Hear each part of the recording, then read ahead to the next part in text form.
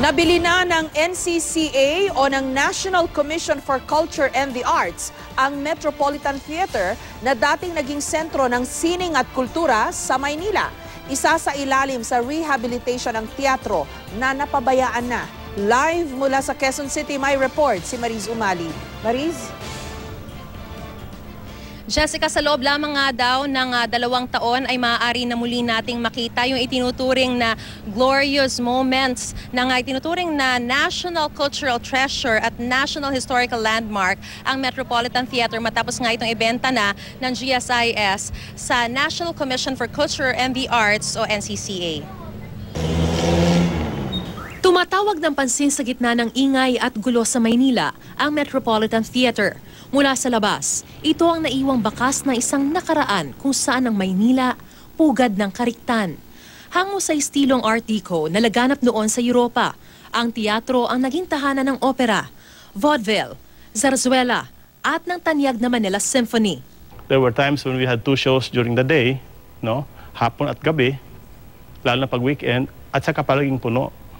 Nag-start to sa Paris in 1924. Nakasabay tayo sa trend. Ang Maynila kasi noon hindi nahuhuli. We were one of the most important cities sa Orient. Babati sa mga tutungo sa teatro ang mga obra ng eskultor na si Francesco Monti.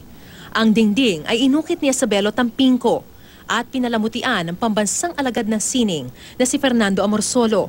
Unang sinarado ang Met Theater noong 1996. Sinubukan itong buhayin muli noong 2010 pero isinara rin matapos ng 1 taon. Hindi naman sikreto ang dahilan. Niluma na ng panahon ang kagandahan ng Met Theater at may banta na rin sa kaligtasan dahil sa marurupok na nitong haligi maging ng sahig. At sa loob ng maraming taon, nakalimutan ito. Nakalimutan pero hindi naglaho. Ngayong araw, formal nang ipinasa ng Government Service Insurance System o GSIS ang pagmamayari ng Met Theater sa National Commission for Culture and the Arts o NCCA. Binili ito ng NCCA sa halagang 270 million pesos na mula sa kanilang National Endowment Fund. We see this agreement as equivalent to handing the Met back to its rightful owners, the Filipino people. This is really a very touching historic occasion and a milestone. Kasi po, ang Metropolitan Theater is one of the best, one of the most creative products of Filipino artistic excellence. 2004 pa nang pirmahan ng GSIS, Manila LGU at NCCA ang kasunduang pagpapasaayos ng Met Theater pero hindi ito natuloy. Noong nakaraang taon, nag-alok si Manila Mayor Joseph Estrada na bilhin ng Met sa halagang 267.15 million pesos para magamit ng mga estudyante ng Maynila.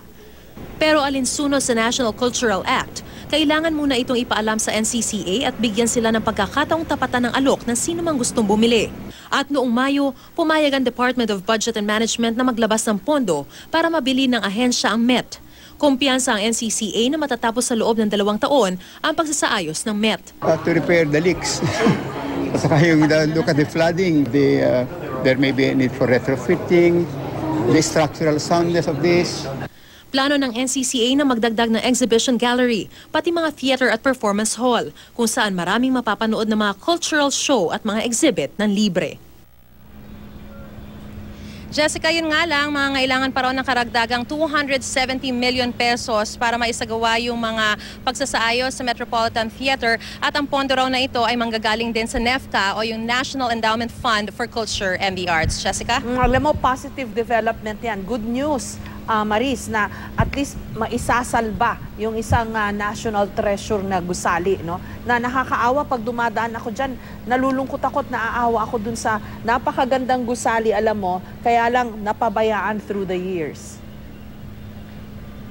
Yes, very good news nga ito at very positive development ito dahil for the longest time narinig natin merong mga efforts naman na talagang i-rehabilitate itong Metropolitan Theater. As a matter of fact, dati ay naglaan na sana ng 50 million pesos para dito sa Metropolitan Theater for its rehabilitation.